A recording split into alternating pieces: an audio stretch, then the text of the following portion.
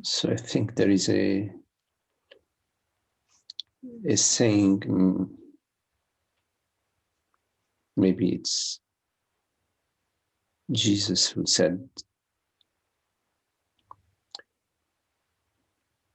whenever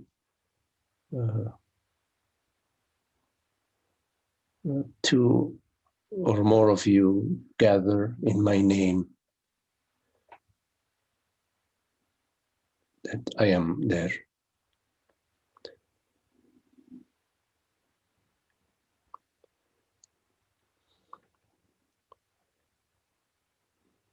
So whenever even any of us turns our attention towards the infinite invisible, the self, the source, there you will find me, there you will find God, there you will find the peace, there you will find truth, there you will find the answer to your question, there you will find the meaning that we all are looking for.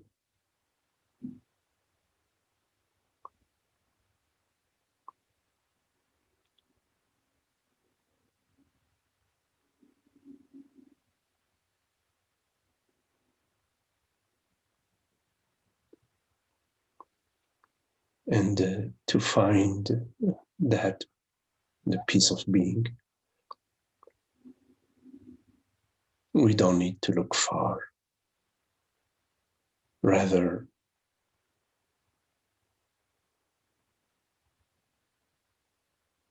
turning our attention inwardly in a non-objective way.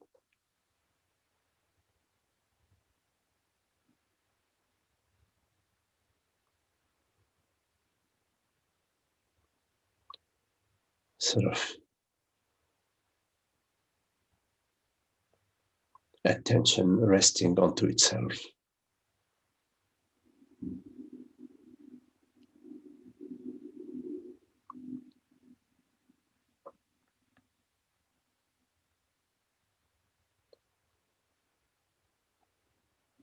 So we welcome our experience with open arms.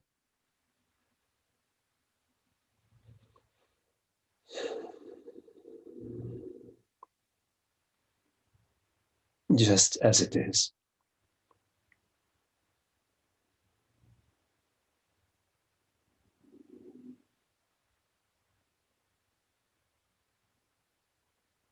Without any remembering, without any comparison or judgment or analysis.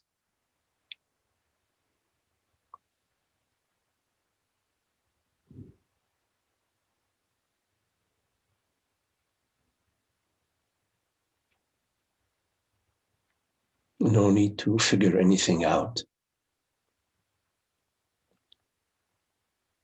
or to get somewhere.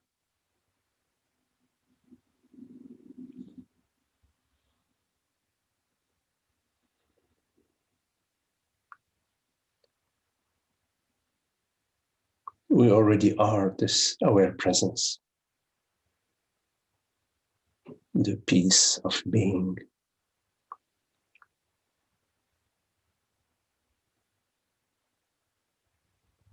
You cannot find it in thinking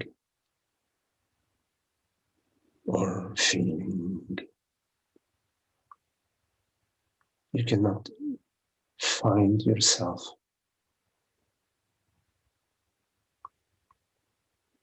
in any activity of thinking or feeling.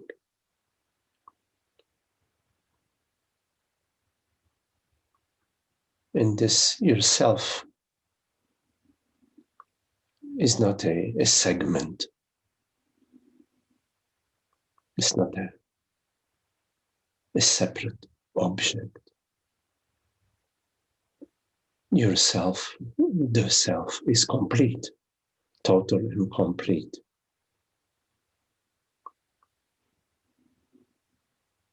No pieces are missing to the self, to that which you are, to the reality of being.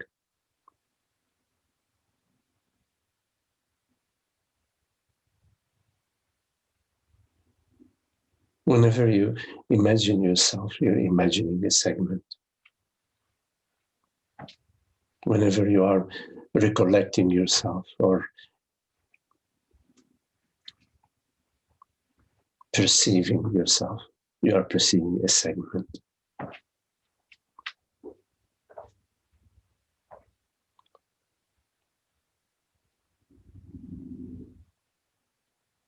And all segments are incomplete in relation to the totality.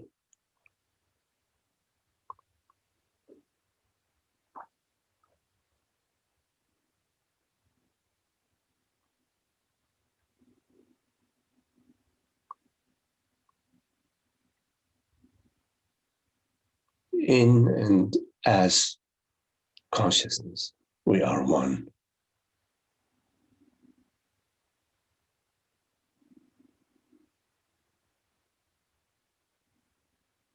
And everything that you experience is the experience of that one.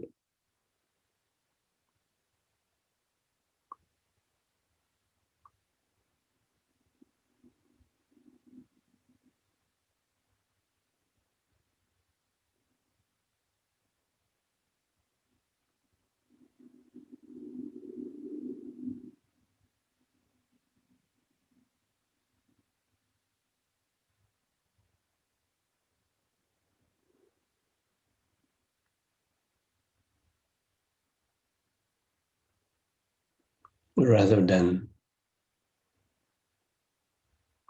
engaging in fixing that which appears to you, fixing your feelings, fixing the world, fixing your body, fixing your thoughts, improving, bettering.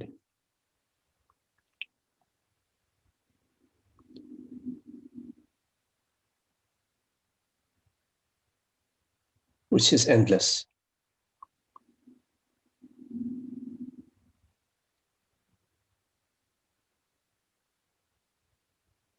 Realize that, notice that, the awareness which you are, that which truly perceives, that which truly is, the I, is not an object that is seeking improvement. It's not something that you need to protect.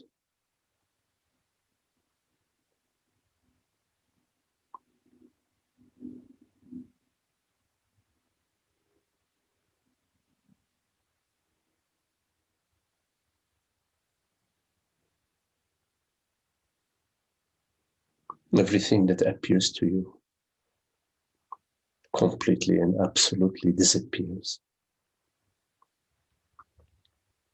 That which remains, that which is, neither appears nor disappears.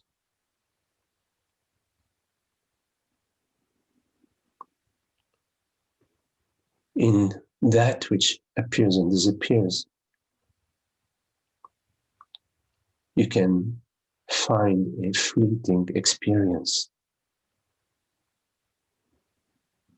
But it is only in that which is eternal that you find eternal peace, love, joy, freedom that does not come and go.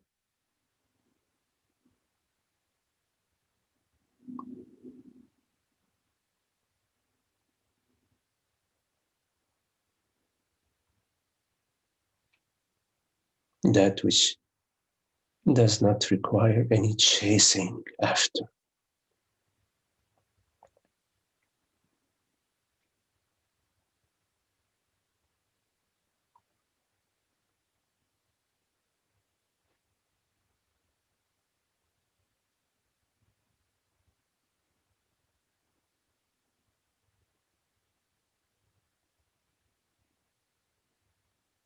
Whenever you are seeking something, chasing something, hoping for something, regretting something, at that moment,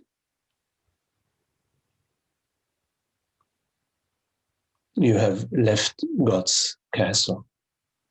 You have left your true nature and imagine yourself to be a pauper in the village.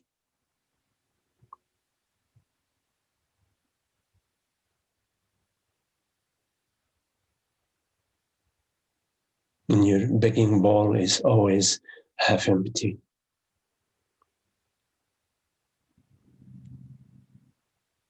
While all along,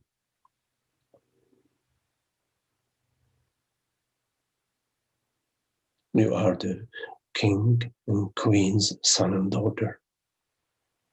While all along, your wealth is infinite.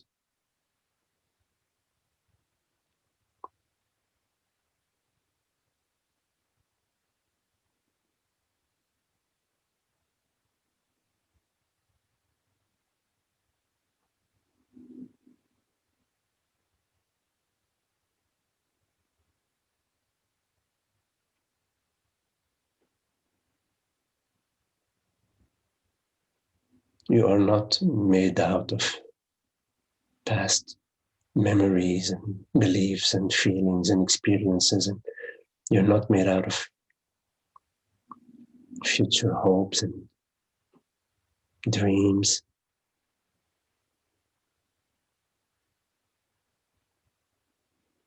You're not contained within any bubble.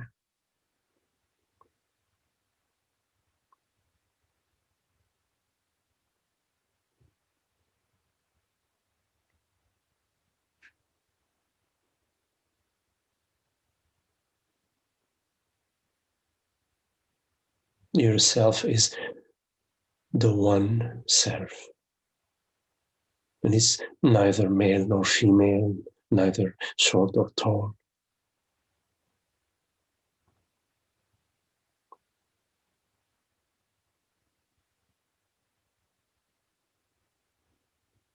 The undeniable reality of awareness.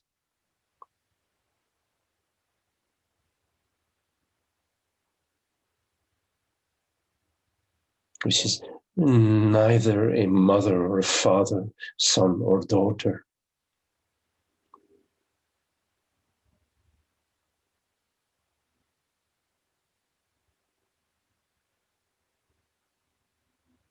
That which appears disappears. The father appears and disappears. The mother, the daughter, the son appears and disappears. Images appear and disappear. Memories, impressions appear and disappear. There is no personal self that holds on to any of it. There is no such thing as holding on. It's all imagination.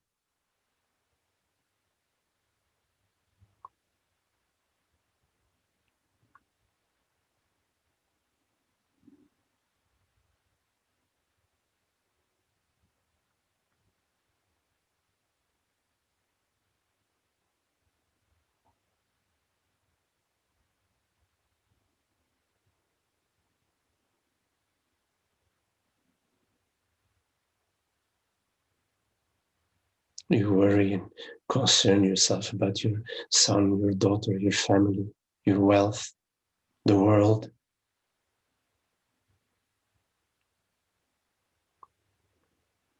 And as a result, There is no room for the contemplation of being, the peace of being.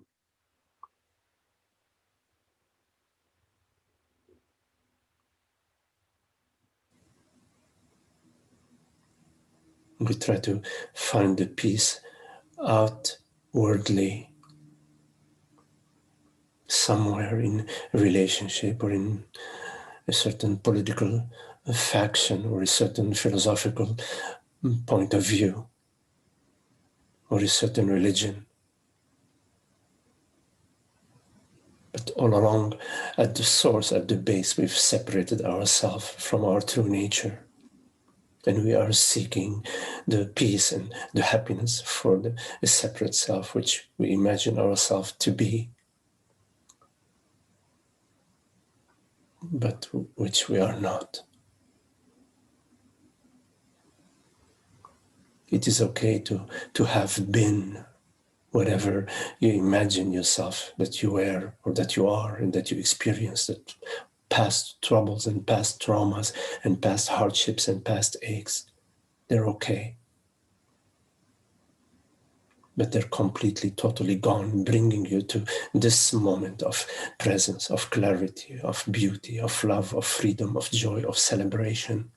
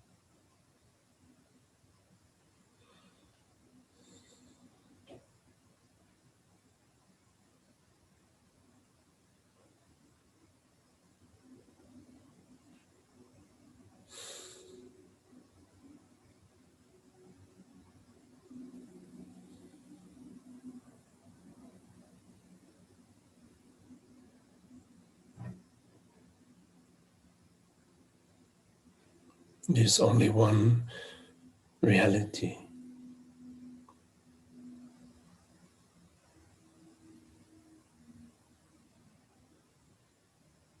The reality of I, the reality of consciousness, awareness.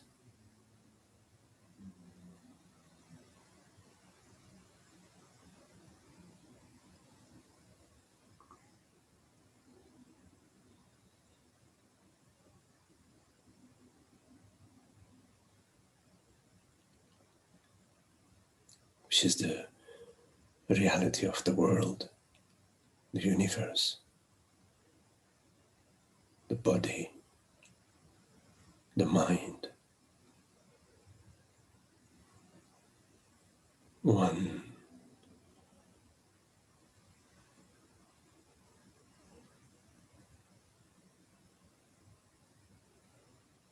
formless,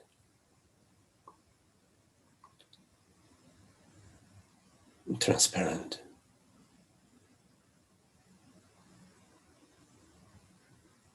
infinite,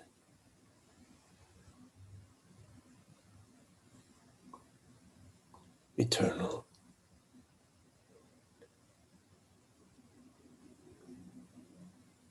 non-dual.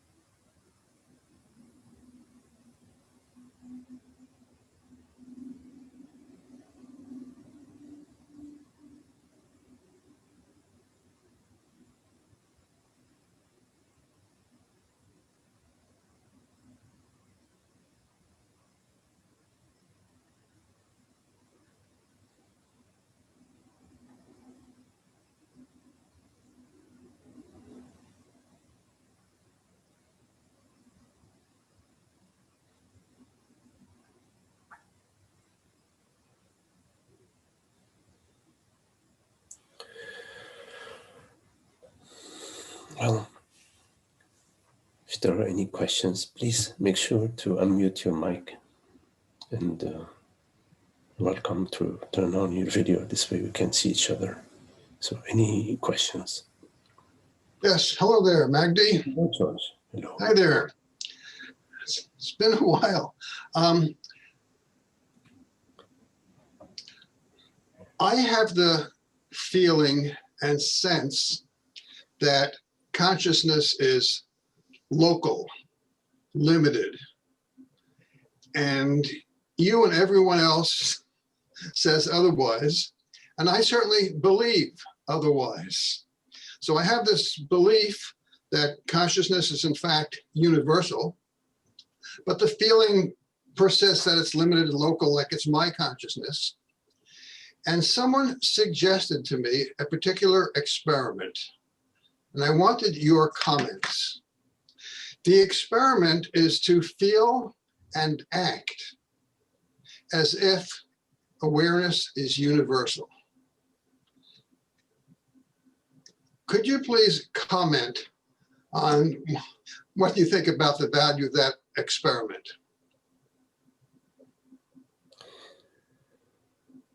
Well, George, we have experimented long enough with the belief that consciousness is born and is a product of the brain or limited to the body-mind. So I say it's a good idea to experiment with a different model. In particular, given that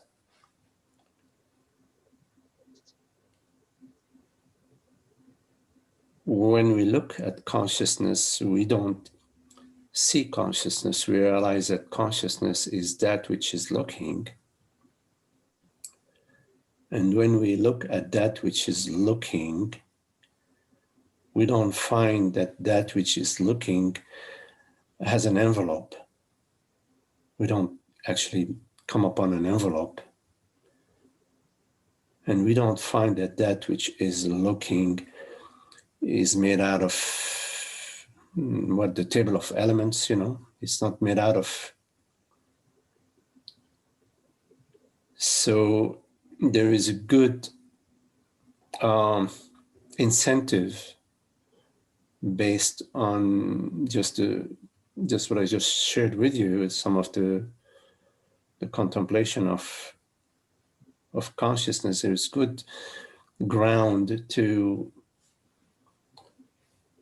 use consciousness as a a formless, borderless reality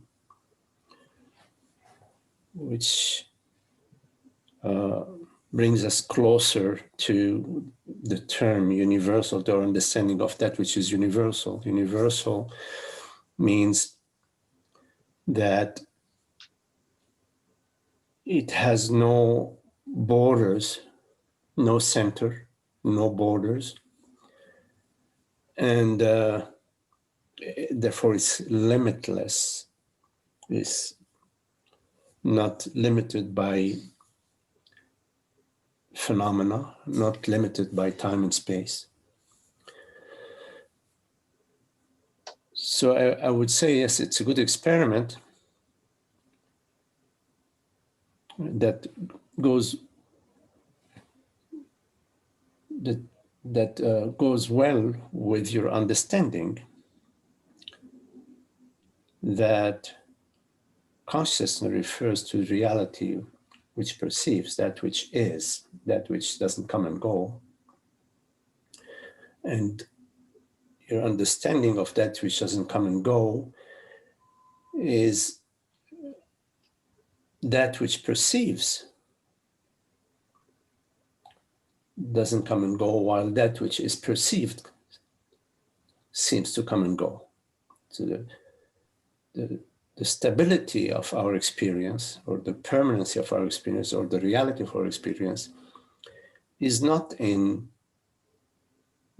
that which appears, rather it seems to be in the realm of that which does not appear, rather that which is and that which knows that it is.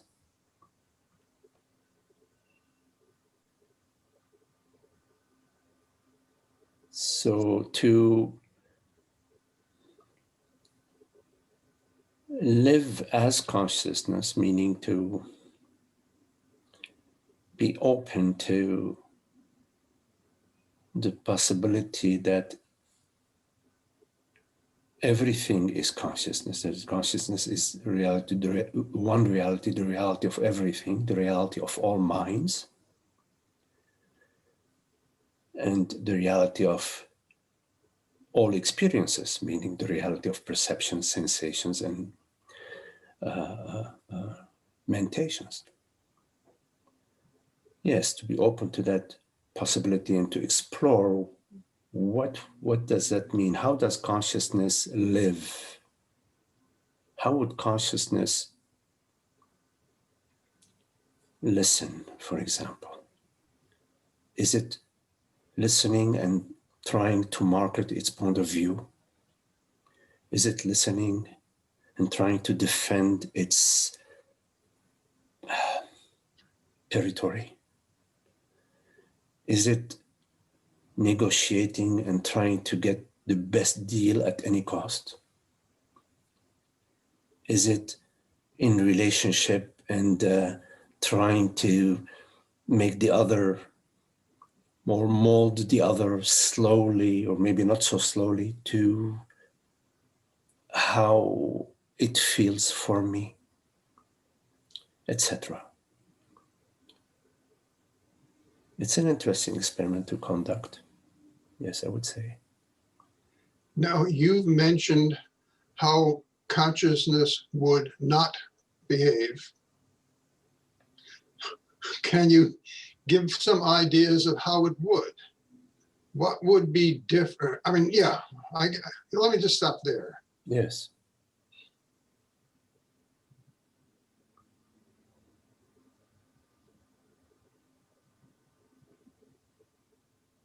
So, how would my experience be different?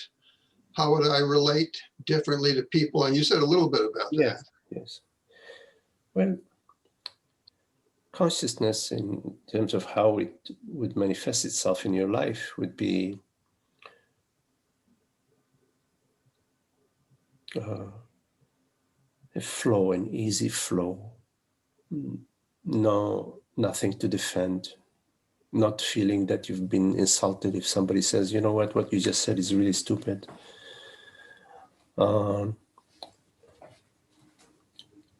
So the way consciousness would, let's say, live itself is in patience, understanding. If somebody is saying something, and is it possible for me to listen freshly? Listen freshly meaning I don't have already my conclusion or my beliefs, you know. Is this person speaking and fitting within my beliefs? Am I going to give him a check or an X? Also, consciousness in relationship is fair, honors everybody's freedom. So in your relationship with family, with friends, with people in your life, you're not judgmental. You're sort of observing, understanding, allowing. People have their freedom to act in so many different ways. Of course, there is also intelligence. I don't mean somebody's gonna come and break into your car and you're just gonna say, "Oh, well, that's very nice. Let them do that." No, there is intelligence.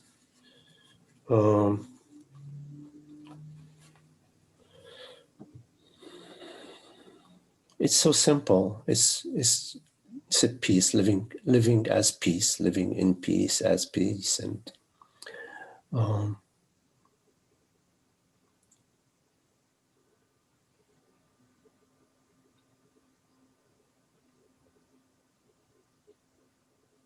sometimes people have this idea that you know, a sage is a very special person. You know, it's very like, wow, you know.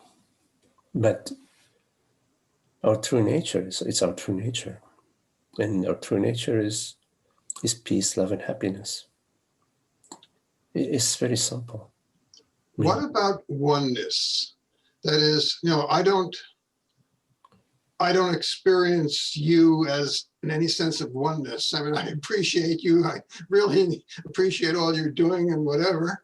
And I mean, the other people on the screen here, some of them I know, some of them I don't know. But if I really felt that consciousness were universal, how would I feel toward these people? What would my emotional reaction be? How would I feel oneness? I can't even conceive what that oneness might feel like.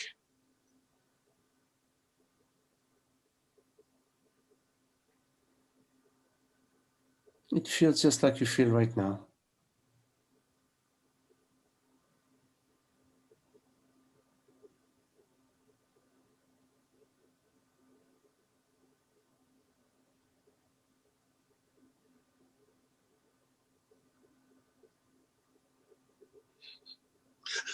Right now, I don't feel oneness. Okay.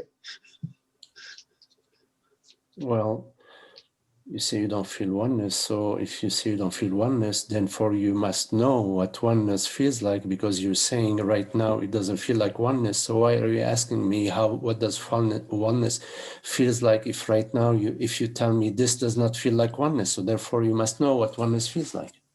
You have a very good point there. So what I meant to say, now you're right, absolutely, okay? What I meant to say is that it doesn't feel any different from what it felt like when I thought that consciousness is limited or local. Yes, but it feels different from when you are feeling that you really hate this person because they're they're so arrogant. Right? Okay, good. And I think you've answered my question. I guess I had some other expectation of how it would feel. And you're telling me, okay, that's fine. You've answered my question. All right, very good. Thank you. Another way of saying it is that in ignorance, we're feeling some sort of emotions, and every now and then a little peace. Those emotions could be subtle, could be just like sort of a sense of something is off. Something is off. Something missing, yes. Something missing, and something is missing. And every now and then we experience a moment of peace, or all is well, you know. We're not even thinking, oh wow, now I'm experiencing all is well. But that's our experience, whether we're aware of it or not. And the more we gain understanding about our true nature, and we align ourselves with our understanding about the reality of consciousness, it reverses in that we are most often, you know, all is well. We're not even thinking all is well, but like right now, all is well, but you're not thinking all is well. And every now and then, there is an irritation. And this irritation, or a sense of something is off, occurs less and less frequently, and with less and less intensity, and it has less and less duration. The way Francis talks about it is that our true nature is a happiness, and in terms of the sage, using this word, is 99.99% happiness. And in terms of ignorance, is 99.99% misery. So your question about what would I feel like as consciousness, would feel just like as you feel right now. But if right now you are feeling, well, yeah, okay, I'm missing something. Then I would say that as consciousness, it would be just as you are feeling right now, without that thought and that feeling that you're missing something. That's why previously I said it's just as you feel right now, because I had a sense right then that you were just enjoying listening. Okay, very good. Yeah. Thank you, Magdi. Really appreciate it. Thank you. Okay, sir.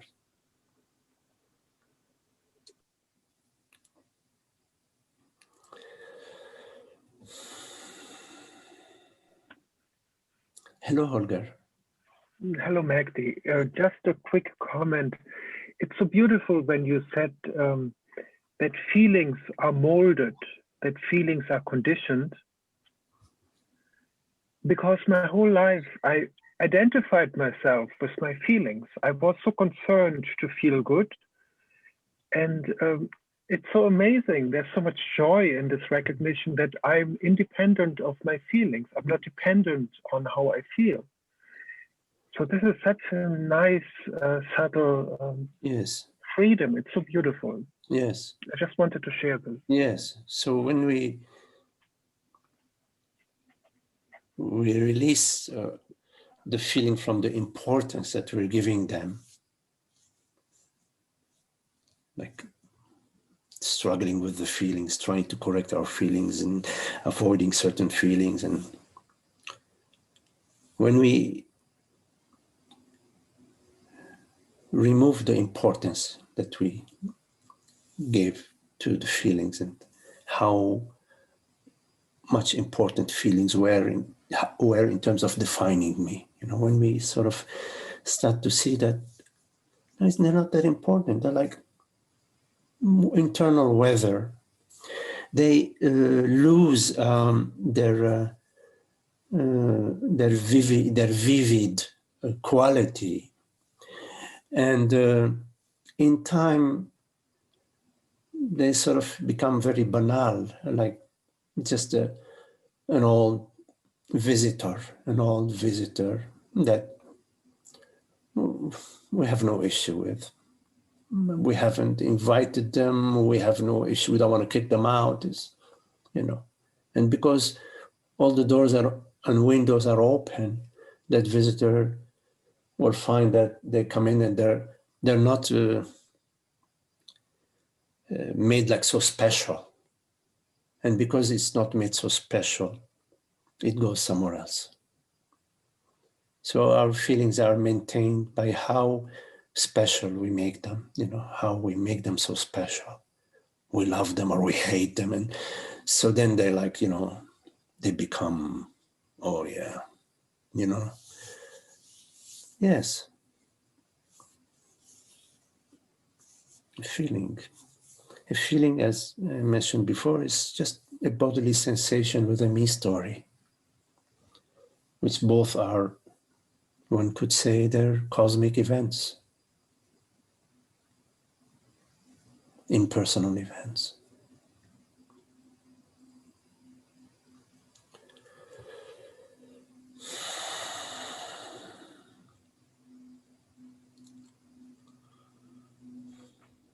The madness was just on my side that I identified so strongly with feeling that I am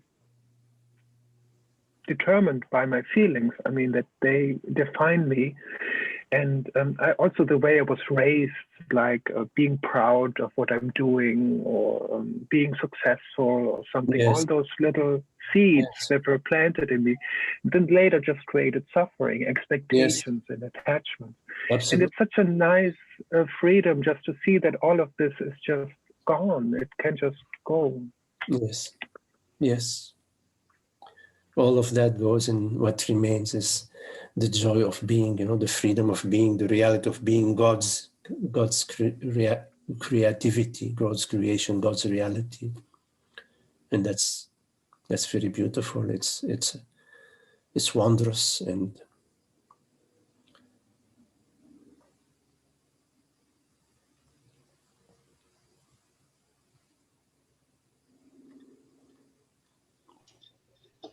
Hi, Magdi. hello, Richard.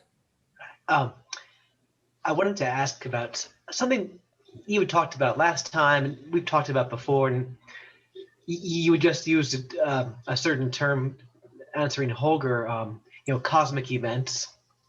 And, I do, like, I understand and feel and sense like that, to large part, all of us, we're all part of just the cosmic flow. We're here, and the universe happens, we're happening with it, everything's unfolding. And there's a certain sense in which I'm able to accept that and go with that flow. But, I was thinking back, just to use an example that you used last time about a volcano erupting, and a volcano erupts, and, plants die, animals die, cities go, and that's, of course, absolutely. But, I think what's hard for me is to, like, at a micro level, which I know that's the problem there.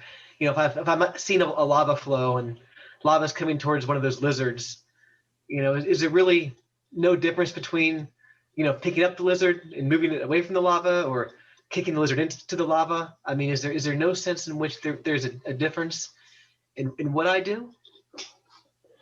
Well, how does it appear for you, Richard, when, let's say, you are, it's a rainy day and you're walking in the rain and you have an umbrella, and you are at the corner, you see, let's say, an older lady or a child or an older man that doesn't have an umbrella. How does it feel for you when you go to them and you share your umbrella with them? Doesn't it feel happy? Yes. And when you, let's say, I'm just not talking about you, I'm just talking generically, when we say, well, the hell with them, they should have bought their own umbrella, how does that feel? So right, yes, there is a difference, and we know the difference.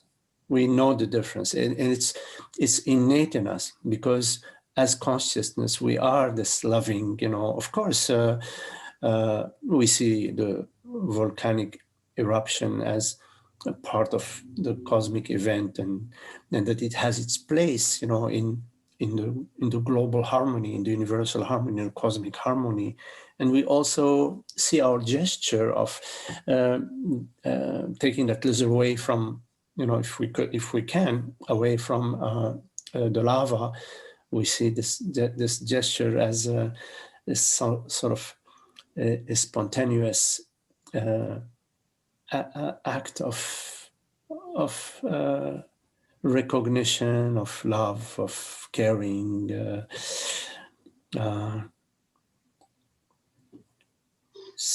And that, that doesn't require thinking, because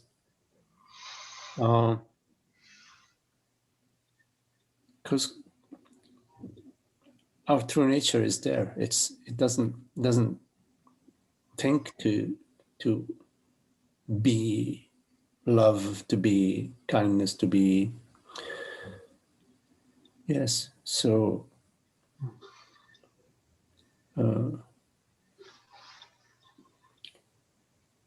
yes, there is a difference, and it's not. The difference is in that moment where you are presented with that situation. How is that situation presenting itself to you? What are you perceiving, experiencing, and where are you acting from? And I think you really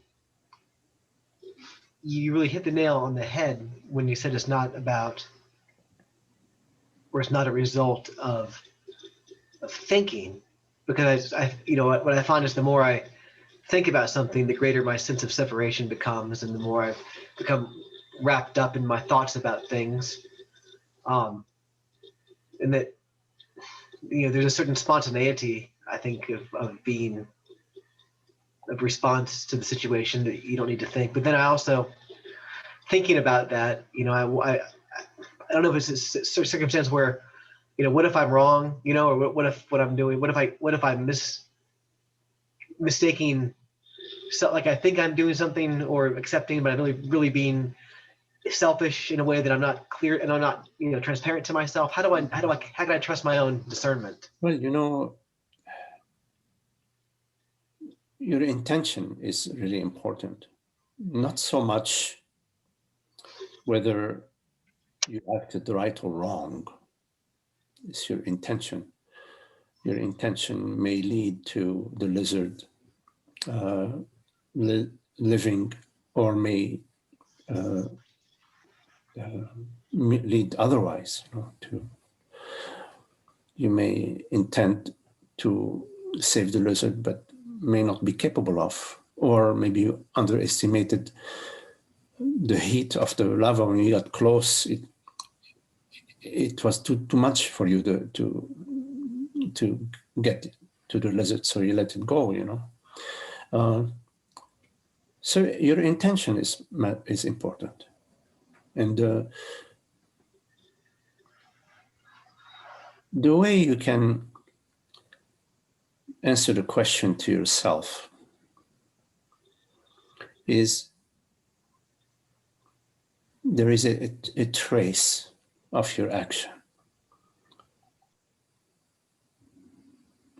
If your action results in a happy feeling, not so much a happy result, because the lizard, you may not be able to save the lizard, but you feel, even when you regret, darn, I wish I had the time, or it wasn't that hard that I wish I could have saved the lizard. Even that feeling is sweet. There is a sweetness in it.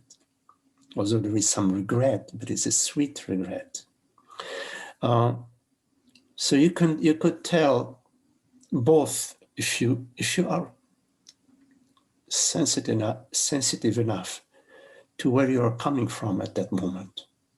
Am I coming from, I want to get the best deal for myself, at any cost? If you have that sensitivity to where you are coming from internally, That's one way also of looking at, am I acting from as presence, or preserving the old pattern of me, my tribe, my life, my family, my money, my health? And of course also this after effect. When you're acting from a sense of separation, the sense of personhood, the after effect is not happy. The after effect is not happy. If you are sensitive, you can sense it right away. And if you're not sensitive to sense it right away, then you will experience it in a bigger way down the line. You will be sorry. I'm sorry after the fact. But then you have to sort of deal with the consequences of your decision. But when you're acting from presence, from love, you don't have to deal with any consequences. There are no consequences that you need to deal with.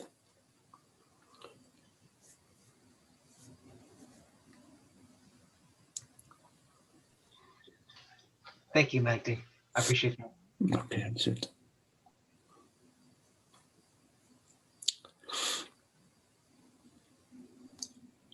Hi, Magdi. Hello, Amna. Well, I have a few questions, and they're kind of all over they are all over the place. But to start with, what you were just talking about. So I'm aware that it doesn't bring happiness, like being concerned about myself, and I'll just call it selfish. So I notice this tendency, and I notice when like it comes up and I act from it, and I notice that it's not happy, and there's like holding on to it.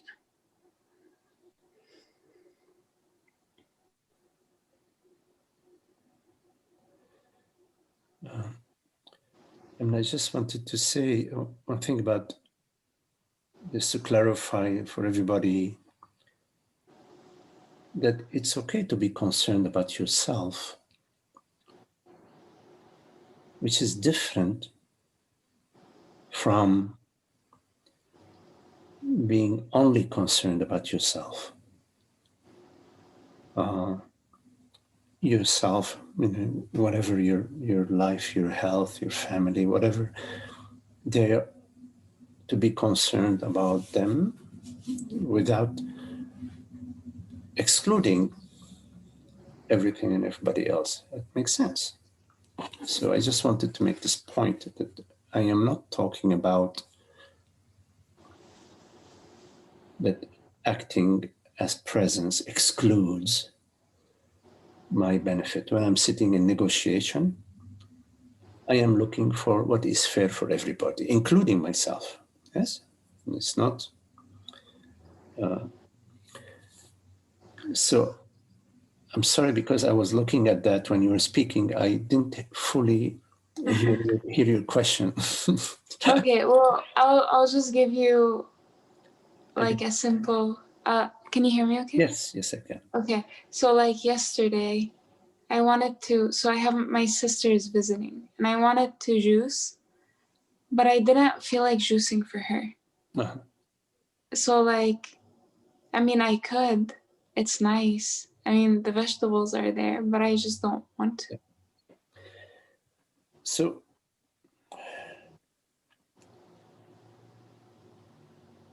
it's an interesting question, because if you are juicing and the thought arises to you that, oh, I could make some more juice right now and my sister could have a glass of juice.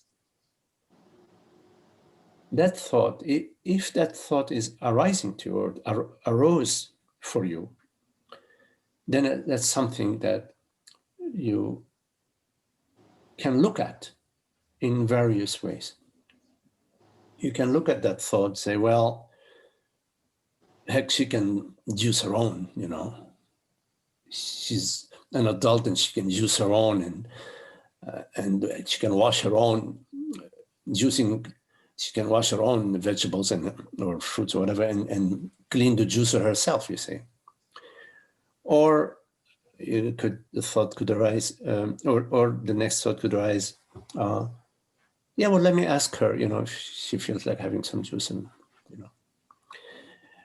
Or the thought may arise, well, let me ask her, and the thought after that is, no, why should I ask her? You know, I'm not going to even ask her, you know, I don't feel like it, you know. So there are so many scenarios, you know. There isn't like, oh, well, you know, as consciousness, when you are juicing and your sister is visiting, therefore you have to juice for her. No, it's alive, it's dynamic, you know, it's how your life is unfolding. So it depends how it presented itself to you when you are making the juice yesterday for yourself. What happened for you in terms of, you know, was it after the fact that after you washed everything, when you were making the juice, you didn't think of your sister, and after the fact you thought, oh, gee, I should have thought about my sister? If that's the case, then it's a different situation, you see. So it's hard for me to make any comment. Okay, well, about that. Like, so it's like I feel like there's an obligation or an expectation, so then like resistance comes. So like every time I do something, then I have to do it, like, or I have to share, and then so then there's like a resistance that comes up that's like, I don't want to. Yeah, that makes sense. I think maybe I shared when I was a young boy, you know, every time that guests, you know, came to our house, I had to come as a little boy and say, hello, everybody, you know, everybody. And I didn't want to, I hated it. And I had to, and there was great resistance about doing that. But I was afraid of disappointing my parents, especially my father. So, yeah, I mean, there has to be a balance, you know. Of course, we do have a responsibility when we are living with others. There are some things that we feel is some sort of a contract, a social contract between people of how they relate together and live together, especially in a group. But it has to be balanced for everybody. It has to honor everybody's freedom, everybody's it's God-given freedom, you see. So in some of the traditional societies, they're very callous. They don't have that finesse, that sensitivity, you know, for honoring other people's freedom. They feel that members of their family, they own them, or they bully them or control them, and thank goodness, you know, it's very different in today's society. There's more freedom, more respect for other people's, you know, their freedom of religion, their sexual freedom, their freedom of how they want to dress, how they want how they want to conduct their life, as long as they're not hurting anybody else, you see. So what you are speaking about, it seems to me overall that it's normal that you feel this sort of resistance, especially in today's culture, around all these obligations. You know, you're feeling obliged. Now, I often say that there is nobody who's obliging you. It is all an internal, you know, process. Of course, I'm not talking about if you're incarcerated, then you are obliged, you know, at least the body, you're obliged. But in life, you have your freedom, and you have to find you have to discover how to live your freedom in harmony with everybody else. And one could say that to somehow honor your freedom, whatever way this means, whichever way it means to you, is to honor God's freedom, the freedom that God has given you. And of course, vice versa, to dishonor your freedom, to disregard your freedom, is to disregard the freedom that God has granted. And God grants freedom to everybody equally. Okay? Equally.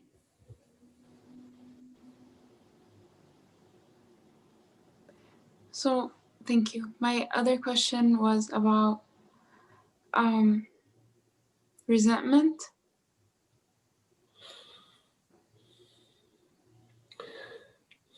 You know, what is it? Often Tara tells me that, you know, when we're resenting somebody else, we're resenting ourselves for the sense of separation that we are experiencing. It's interesting that in a way we're resenting the sense of separation that's within us. You know, the resentment, sometimes we resent ourselves or resent the other because we feel that they acted wrong, that they did not make the right choice. Or also within ourselves, that we resent ourselves for not being strong enough or not, or whatever. Now, when you look at choice, and you can comprehend that in fact we don't choose our experience, we don't choose our thoughts and the behavior that follows our thoughts. That thoughts appear to us. They appear to us, and the next thought appears and appears and appears. And at some point, there is a thought that appears that says, yes, that's the decision. And it can happen very quickly. It can be, you may not even realize that there are 10 thoughts that have already occurred, and then you find yourself engaging in a certain activity. I remember years ago, I used to, for a while, I was fascinated by tracking my thoughts. I would suddenly realize that there is a current thought, and I would try to trace that thought back, and I would trace it back to 10 iterations that I was not aware of, but because I was tracing them back, I realized, oh, wow, how fascinating that this current thought, there was this thought, that thought, that thought, and this thought, and that thought, and then this thought arose. The same thing with our action. Our action is consequence of a multitude of thoughts. And at some point, there is a thought that leads to an action. All of these thoughts are impersonal. There isn't somebody who is thinking these thoughts. You know, Francis often used to say that if we were a personal chooser of our thoughts, then we would all choose happy thoughts. We would be stupid to choose an unhappy thoughts. The thoughts. So we're kind of like machines. I'm sorry? So we're kind of like machines. Yeah, absolutely. The brain, the body, the mind, the organism, how it's interacting within itself, how it's interacting with the air, how it's interacting with the universe. Yes, it's all, you could say it's robot-like or mechanical-like. Yes. But that doesn't have anything to do with consciousness. We're talking about the instruments, let's say, or the realm via which we experience the universe, we experience the body, we experience thoughts. Yes, it's mechanical-like. Yes. So coming back to the your question about Resentment. Resentment. Yes, thank you. That resentment assumes a personal chooser. I resent my father because my father did this and that and that and that and that and that, you say. And so I have personified my father as being a chooser of their life. And in doing so, I have created a personal reality, a personal thinker, a personal creator, apart from God, apart from the only creator. There is only one creator, one reality, and that is not my father. So just to make sure I understood, so my dad would be just like a robot. Yes. Kind of. Yes. Your dad is like a robot, yes. Okay. Well, I feel there's compassion. There's nothing to do with consciousness. Consciousness is not a robot. Yes. Your dad is a robot. Now, once consciousness awakens to itself, it's very interesting, because then there is an understanding of the robotic nature of the machine, yeah, the robotic nature of the instrument, of the body-mind. And there is also an understanding of the reality of consciousness. And that has an effect on the way the robot operates.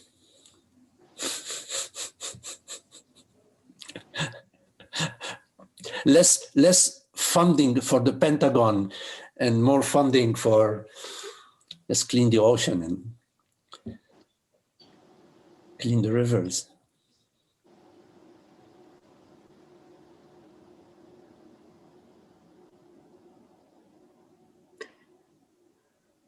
I want to ask you two other questions. There are no separate consciousnesses, you see. There isn't your father's consciousness and my father's consciousness, you see. Yes. So like the robot shows up and acts in a certain way, but then the awareness is all the same. Yes, you could say that, yes. Yes.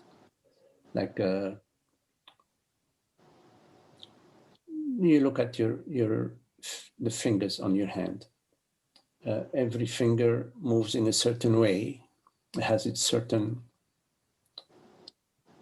program, yeah, and they're each robotic and each different. They have their own realm of movements, but I is the one, is the same. I am not a program that moves this way or that way or this way or that way. I meaning I consciousness, I awareness. So the reality of awareness is non-phenomenal, while that which appears to you, whether they're thoughts, sensations, perceptions, and so much more that we're not aware of, are all interconnected in in relationships, in a web of relationship, in a very, let's say, complex program with a zillion subroutines within it. It's all programmed. And if you notice, in the absence of, well, forget about it. If you notice, when you go to certain parts of some parts of the planet Earth, you will find people acting in certain ways. For example, like in Africa, in some parts of Africa, when they dance, they jump, like they are in place, and they just jump like that in place. That's their dance, and they move their head in a certain way. If you go to the Middle East and Lebanon, for example, you go to the dance, they're dancing the debke, and they're doing with the tau, and they have the sword, and they do.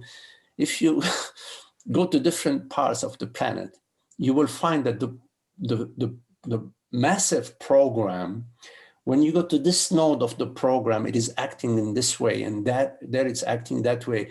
And even if you look at the language, if you go in United States from one part of the United States to another part, then some people say, "Hey, how you all? How you all doing? You all, and other places like Brooklyn, knows how they speak. They have different accents.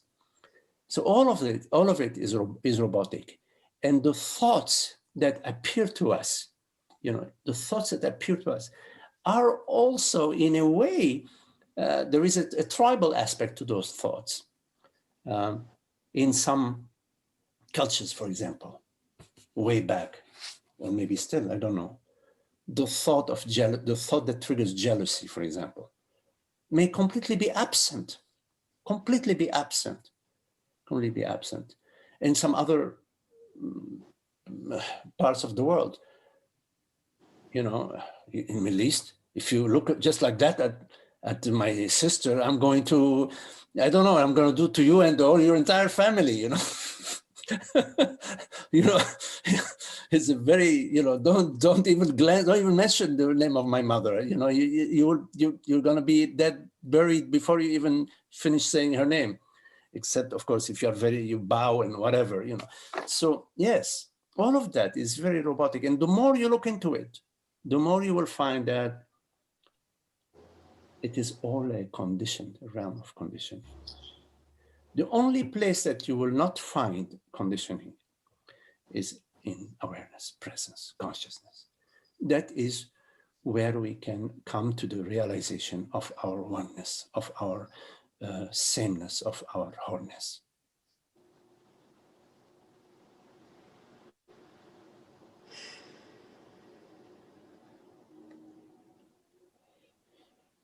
Thank you. Okay, I am going to, because of the time, take this question. I promised I would address it.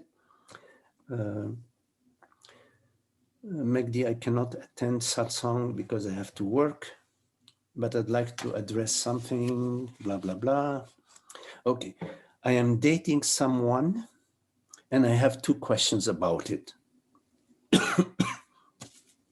First, is it possible to keep away the psychological conditioning, the fears, the insecurities, and so on, that arise over and over again and mess up the relationship?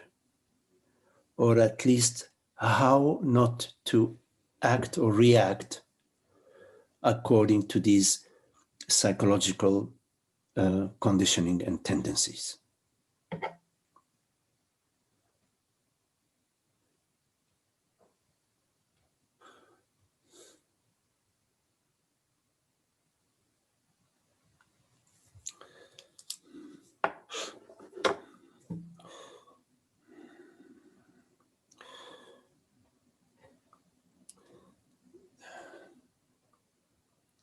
Yeah.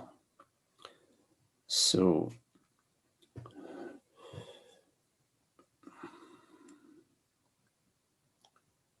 hopefully the relationship is starting with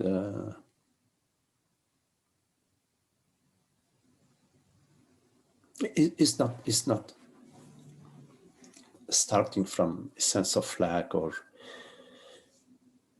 a need or a lust or trying to fill a vacuum, fill an emptiness within yourself.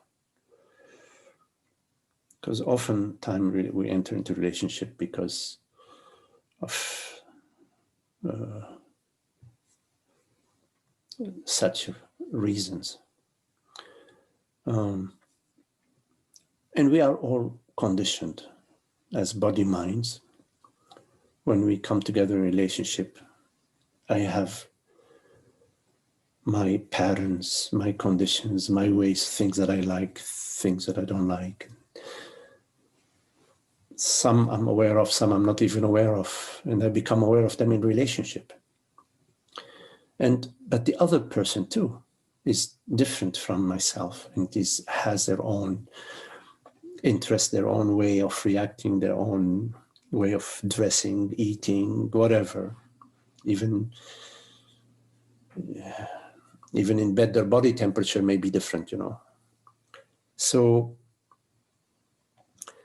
how to be in relationship, with all of that, with all the past, So in fact, we don't know. All what we know in relationship is just what's happening, what's unfolding right now. Here we are with our partner having breakfast together. And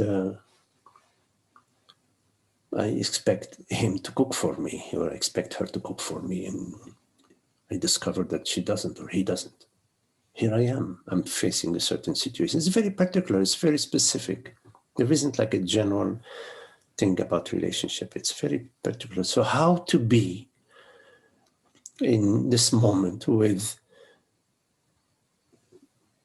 my disappointment, for example, my irritation. Why isn't he doing this? Why isn't she doing this? Why she finishes eating and she doesn't clean up the table, or he leaves his socks. He doesn't put his socks in the laundry. He leaves them on the floor in the bedroom. How do we deal with these irritations? We don't know. You have to find out in that moment, in the moment that it's unfolding, how to be with it, and how to be with your feelings. And as we often talk in these meetings, that most often we are living according to our feelings. We're in the feeling management business. And it's a disaster, because the way we manage our feelings most often is by having somebody else fix them for us, or by dumping them on somebody else, or by acting out. Rarely can we stay still and silent with a feeling that we don't like. That's a challenge. Because the feeling that we don't like, for example, disappointment, is there. It's too late. It's too late. It's there.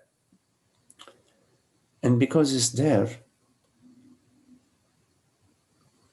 to escape it or to get rid of it, it makes no sense. It's there. We have to accept the fact that it's there. Be realistic. It's there. So because the disappointment is there, then it makes sense to be present to it. We are present to the feeling because it's there. And so first, to accept that when these emotions arise, these feelings arise, that there is a possibility of being present to them. And that if you are not present to them, they're still there. They're still there, and they're not going away just because you are closing your eyes or because you're dumping it on somebody else.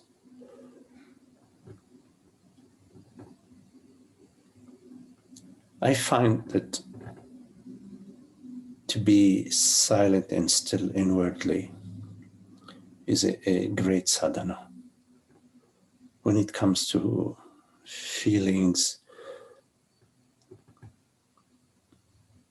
that we don't like, to find a way of being with them, of being silent and still with them. Now, thinking about them, thinking about our feelings, is not being still. Labeling our feelings, comparing our feelings to previous feelings, that is not being still. To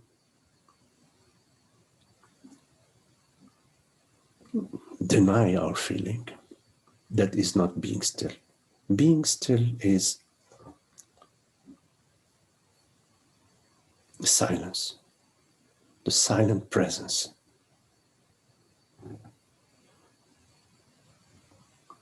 It is when we label a feeling, it becomes worse. When we say fear or disappointment, depression, it takes another character. So see if you can allow the feeling to arise without labeling it. And it is one approach to a powerful approach, if you can do it. It may take a little time, and you may have to experiment with the smaller emotions rather than the bigger ones to get some practice. Then you will find that it's not that bad. Also, there is the belief that a feeling is going to hurt me, is a bad thing. A negative feeling is a bad thing. So you have to also take a look at that. You have to see if you can remove this idea that a negative feeling is a bad thing. Because if you believe that a negative feeling is a bad thing, then you've added another dimension of struggle. You've added another dimension of emotion, which is not necessary.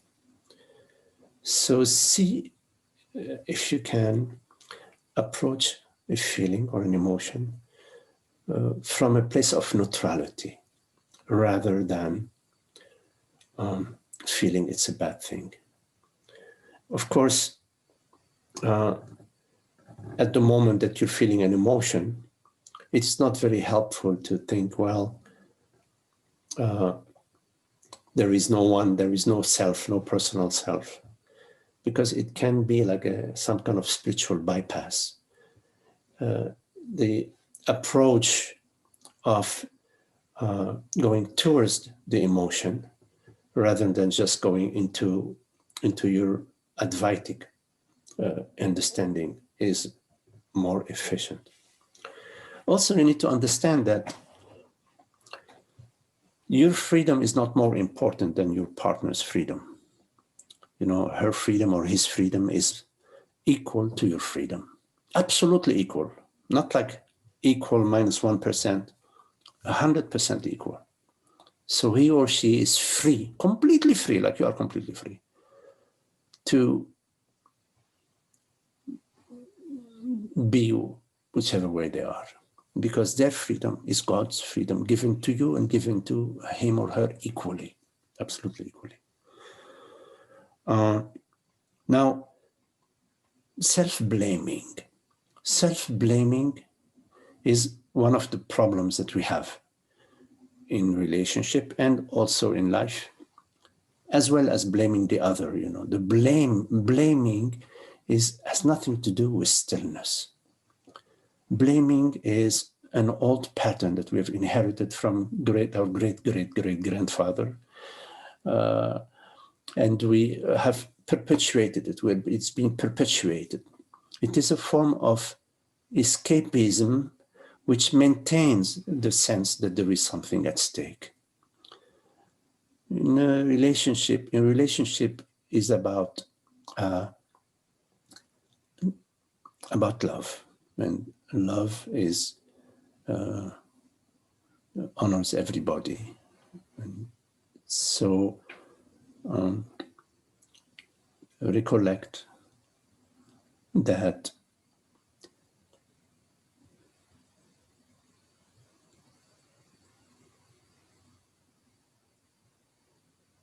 this relationship is just a gift from God,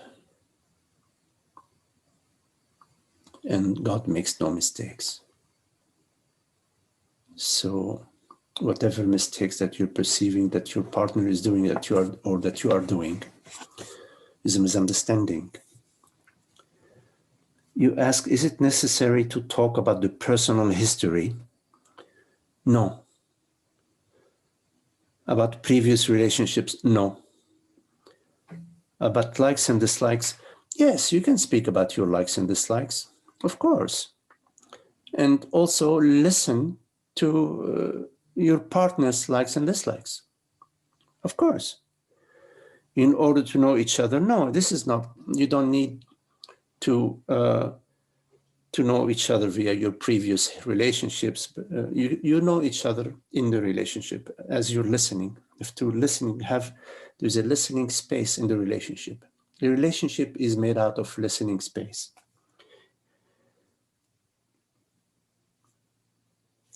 Well, good luck. Relationships are a great laboratory for us Advaitic truth lovers.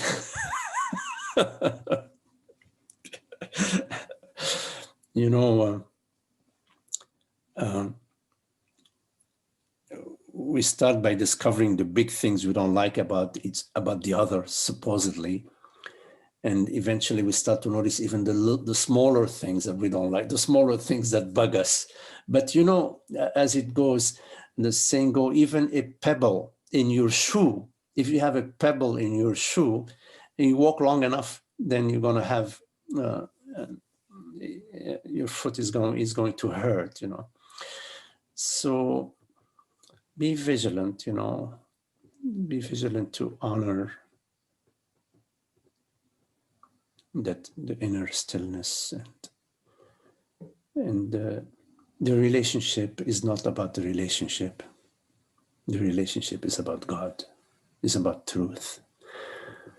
That's a better understanding of the relationship. If you think the relationship is about people relating to each other, you are missing the point.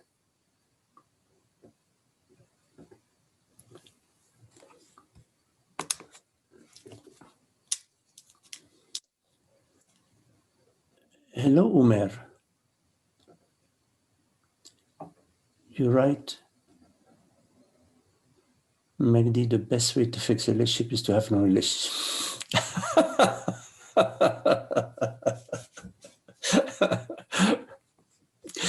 Yeah, sometimes for some folks it's like that. It has not been my way.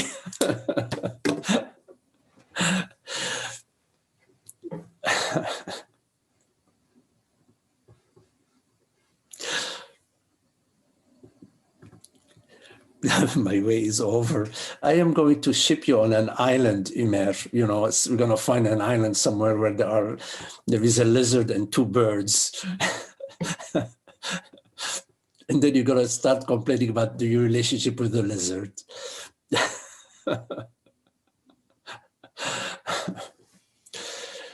any questions?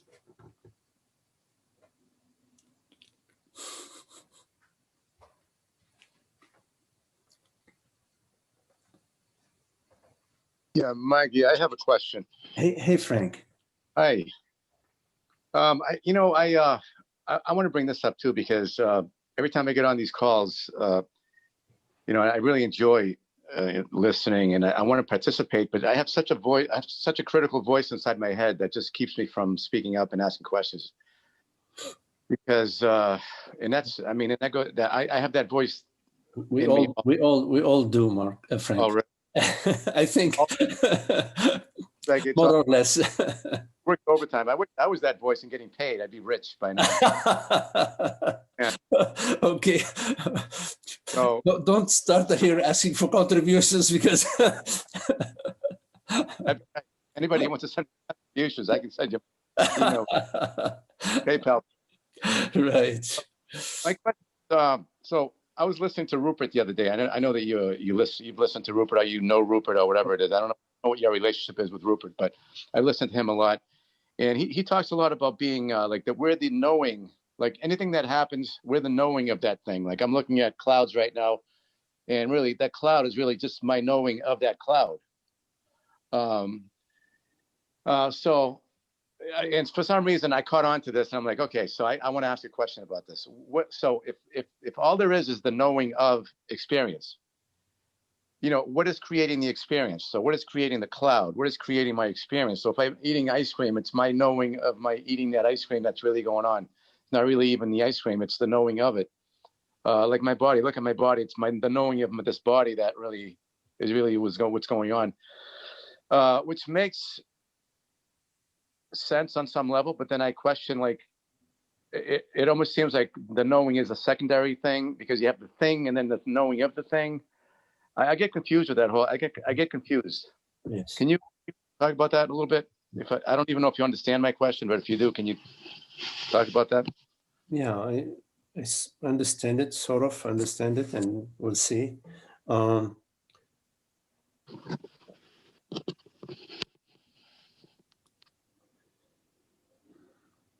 So just a comment, just to be clear that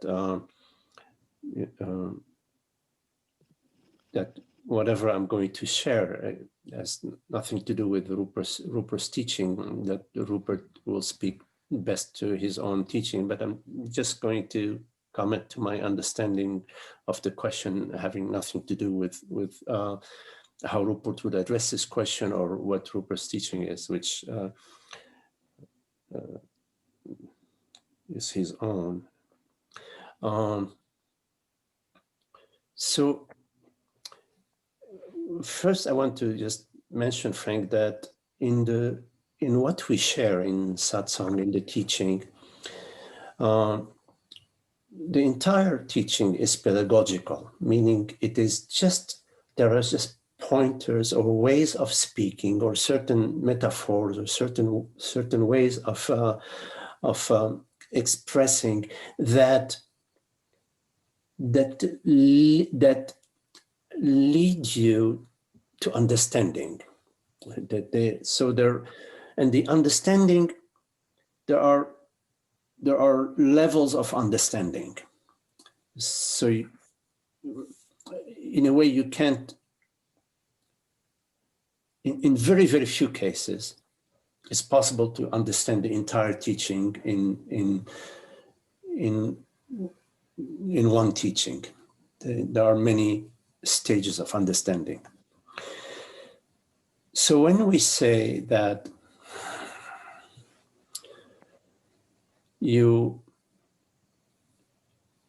when you're experiencing this perception, all you're experiencing is the knowing of that perception.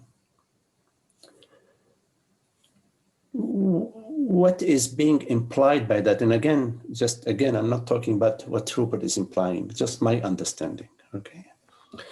What is implied in this pointer is that we are not actually perceiving a tree out there. What we are perceiving is our own perception. What we are knowing of the tree is our own knowingness. So our experience of the tree is made out of experiencing or knowing.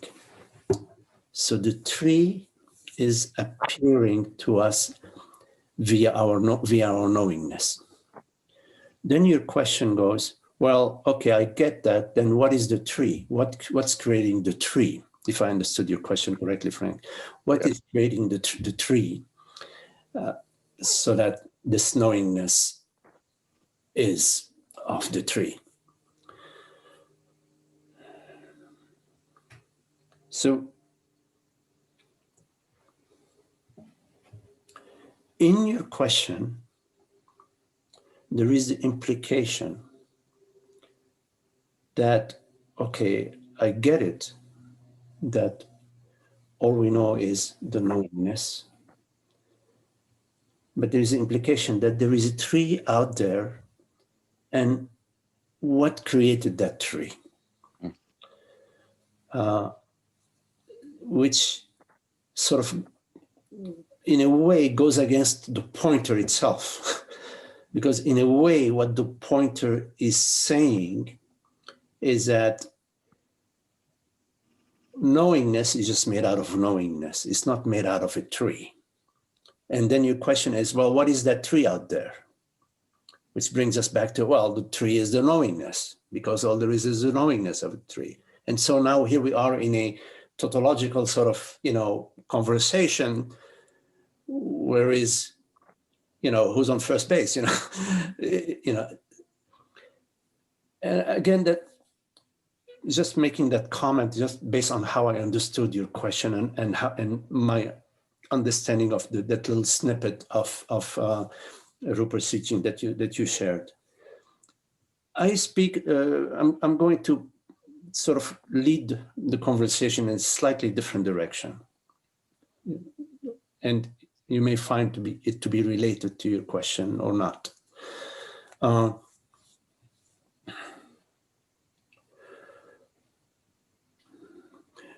We know that there is something rather than nothing. In our experience, it is not nothing. It could be that everything we're experiencing right now is just dreamlike. It's like a mirage. But even though it could be that which we're experiencing is a mirage, there is still something rather than nothing. There is a reality to our experience that we know of, irrespective of whether there is a tree being known, or there is no tree, irrespective of all of that we can bank on, we can count on that there is a reality to our experience. And this reality, which we all know, is what we refer to as consciousness awareness, or in other words, I. It's the presence, Satchitananda, presence awareness.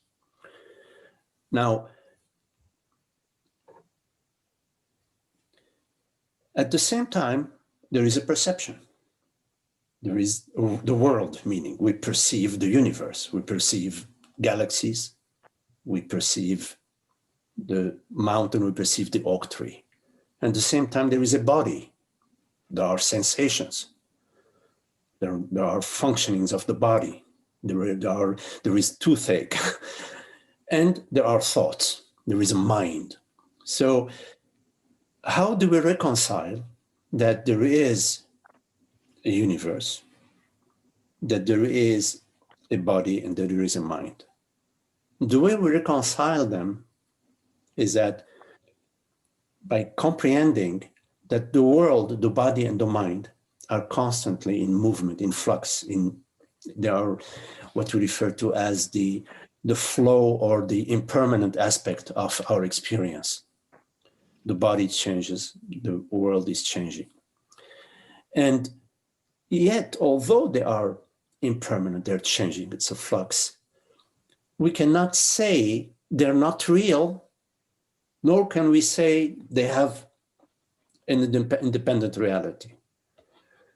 we cannot say that they have an independent reality, because if they did have an independent reality, if the world had an independent reality from the mind and from consciousness, for example, there would be multiple realities.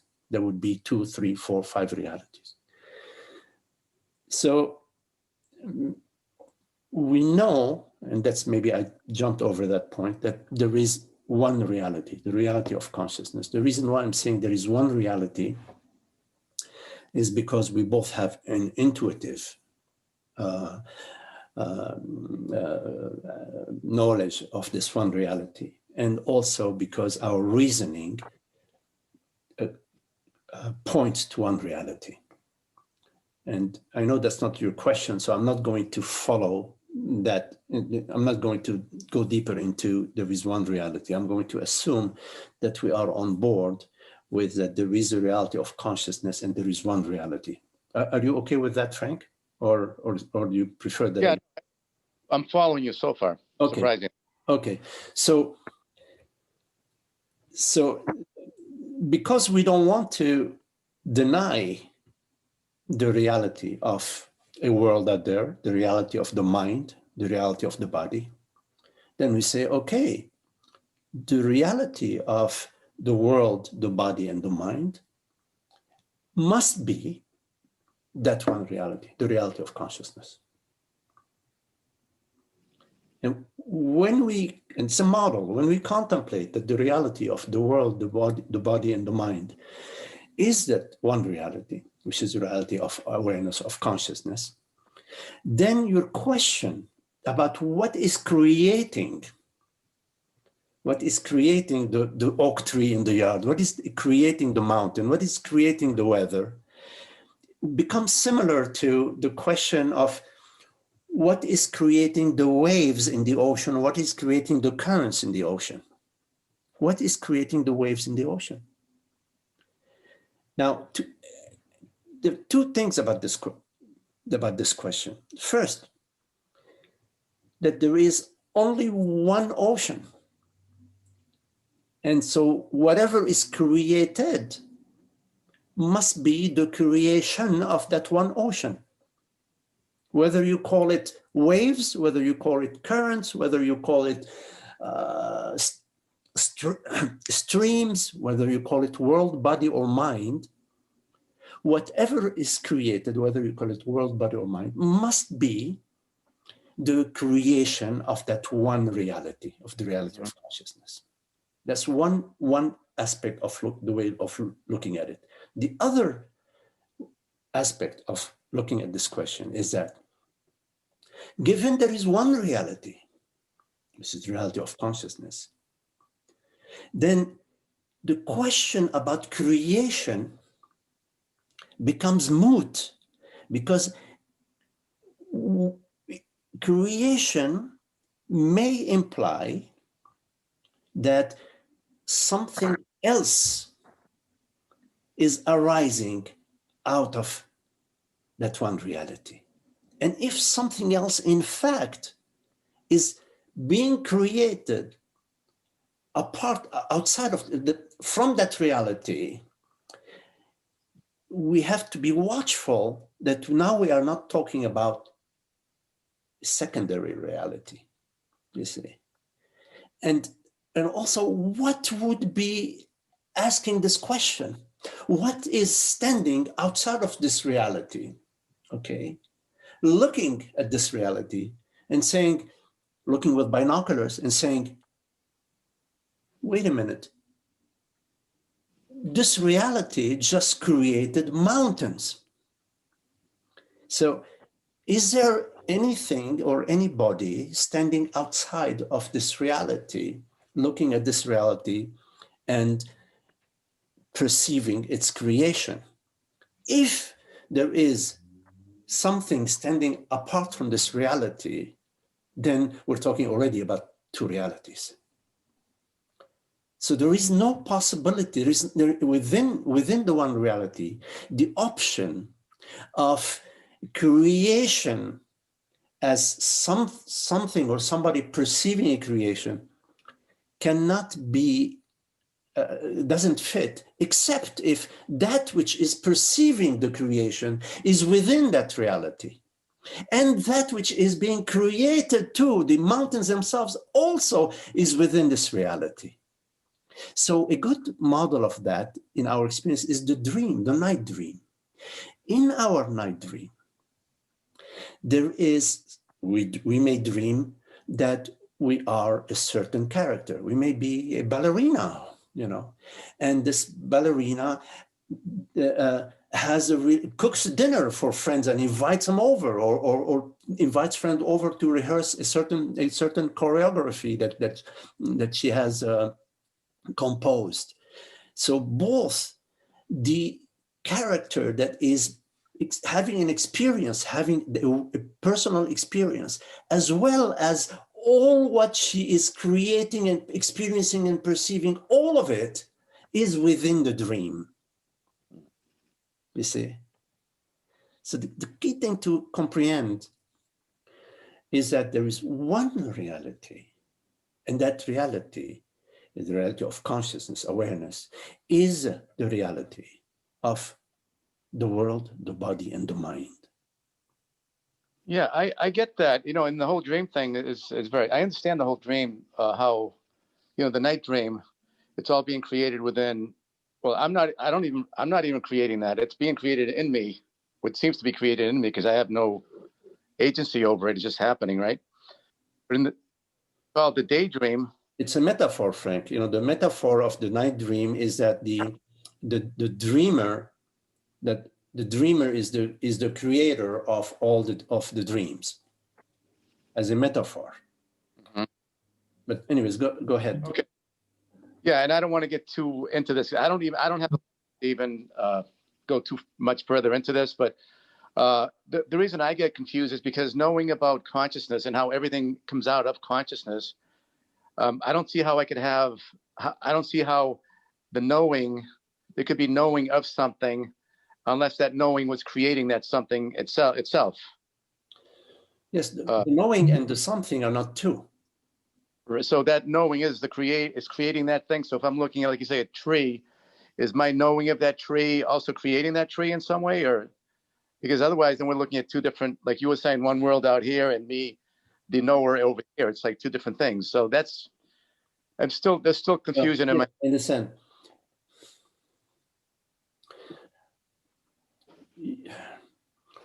You know, we could say that there are, like, let's say, two levels of knowing. Let's say, just for this case here, that there is my knowing of the tree. So, and the question is my knowing of the tree, is the knowing of the tree creating the tree? What's the relationship between the knowing and the tree? The relationship between the knowing and the tree is that both the knowing and the tree arise in consciousness. Okay. All right, that's making sense.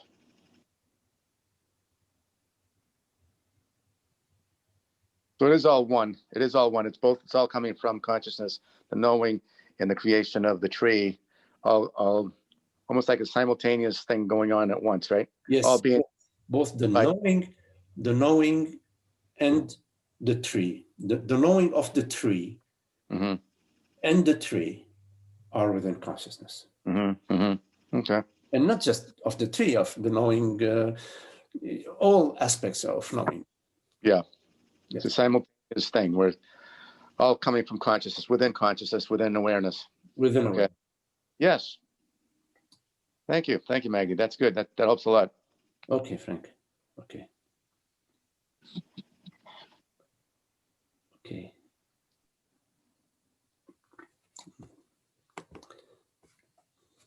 Oh.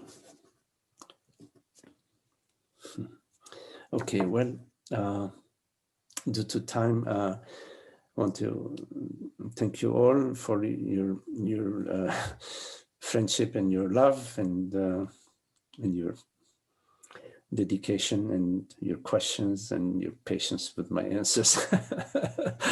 So Richard and Holger, John, Amna, and Caroline's. Hello, Caroline. Esther. Hello, Esther. And Lina and Jack. Hello, Lina and Jack. Hello, nice to see you. George. Holly. Hello, Holly. Frank. Gloriana. Hola, Gloriana. And Kelly, Umer, Shiva, and Marga. Okay. Thank you all. Thank you, Magdi. Thank you. Thank you, Magdi.